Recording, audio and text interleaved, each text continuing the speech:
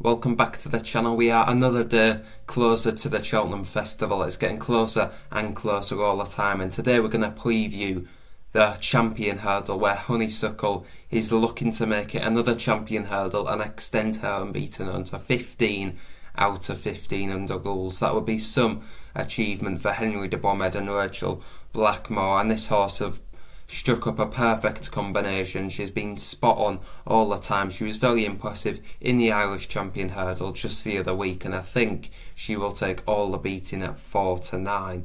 If you look elsewhere in the market, I think she will face a big test. If you look at Appreciate It, who's 4-1, won the Supreme very impressively last year, hasn't been seen since, which would be a concern, and is turning up to this race fresh. Now, Willie Mullins definitely knows how to get a horse spot on, but even still there would be a concern about his first appearance in 12 months being against Honeysuckle in a Grade 1 at Cheltenham, the biggest stage of all, and there's just a slight question mark. Appreciate It was entered to run in the Irish Champion Hurdle and it didn't turn up. Now, I think a lot of people thought it's because this horse the connections didn't want to take on Honeysuckle first time out. Now, if they was going to take on Honeysuckle, you think it'd be in the Irish Champion Hurdle where Honeysuckle hasn't had another run under her belt, because heading into the Cheltenham Festival she's going to be 100% fit.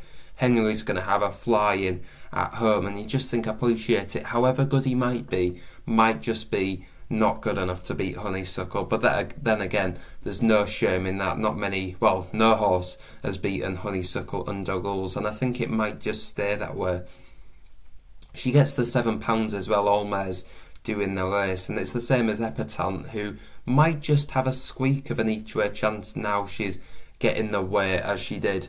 She's already won this race as well. She won the Champion Hurdle a few years back. She's 2 out of 2 this season, dead heating in the Fighting Fifth, and then winning over in Kempton against not the best field in fairness, but that form has been boosted since. And you think if Nicky Henderson has 100% fit, she's probably never going to beat Honeysuckle, but never be scared to take on one horse in a race would be the mantra that you think the Henderson team are playing, because if Honeysuckle does underperform or falls or gets an unlucky hard story, then I definitely think Epatante at 8-1 could be the one that picks up the pieces if Appreciate It doesn't turn up as well.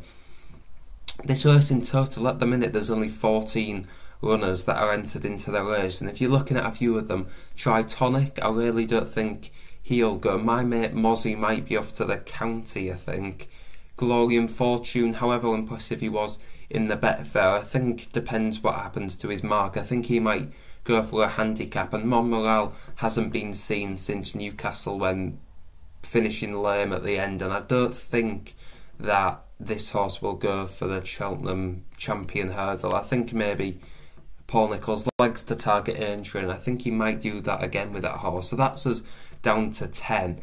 And if I know we're a long way out, but if we look at how the race unfolds, I think this could be very interesting to see how Not So Sleepy gets on if he turns up. He was 5th in the race last year, coming fresh, and he'll be coming fresh again. Now, this horse was pulling the jockey round the full way, and I think if he goes loose off the front end, he's going to set a very strong pace, and that's going to set up for an each-way play that I'm going to tip up now at 25-1, and it is San Noir. Now, this horse has been probably underperformed for the last few years, but he's put in 2 decent enough runs this season. His first was a reappearance when beaten 5 lengths by Sharjah, and last time, albeit he was beaten 9 lengths, he was 9 lengths behind Honeysuckle. Now, looking at the year before, I might be clutching straws here, but he was beaten 21 lengths.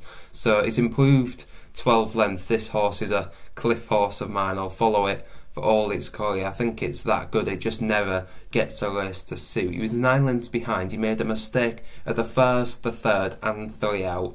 And I don't think Mark Walsh gave him too much of a hard time once he was beaten. He finished 9 lengths off Honeysuckle. Could you make a case for him reversing that form? Well, he didn't settle great that day again, and I think with a strong pace back at Cheltenham where he's won at before. I'm going to make a case for Sanwa at 25-1 because although he's probably not good enough to give way and a beat into Honeysuckle, I think there's a lack of depth in behind now. Sharjah is unfortunately out of the race, and at 25-1 he will be a horse that I'll be cheering home. And I think if he's just given a patient ride out the back, strong pace, he'll settle nicely.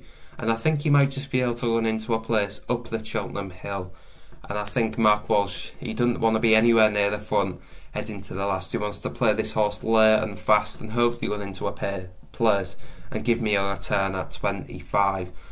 Now let me know in the comments down below if you think I'm crazy about this horse. I've tipped it up a few times now. I'm always mentioning this horse at 25-1, and I think if it can get the job done in the Champion Hurdle, then there'll be a crazy night for me on that Tuesday night for sure. But let me know in the comments down below, is it plain and simple that Honeysuckle goes and wins, or does a horse like Appreciate It, Epatante, or maybe even Sanwa give her something to think about? Thanks a lot for watching, and we'll see you again tomorrow.